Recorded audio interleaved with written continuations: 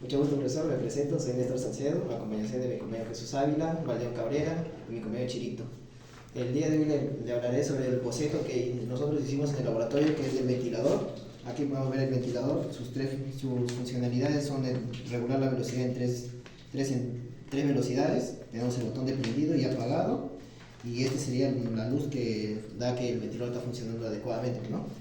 Y aquí está nuestra maqueta hecha por cartón, que nos da más realismo a lo que es el funcionamiento del ventilador, ¿no? Pero nosotros le hemos agregado para que se pueda apreciar mejor el funcionamiento, que al presionar el botón de prendido el ventilador debe estar funcionando, y con este botón se estaría regulando, ¿no? Y según eso, depende del usuario, va a querer que el ventilador tenga más velocidad o menos velocidad, ¿no? Así sería la máxima velocidad del ventilador con las tres velocidades, y si el usuario lo quiere usar a menos, le baja nomás la velocidad a través de este de acá, le empieza a bajar hasta apagarlo, ¿no?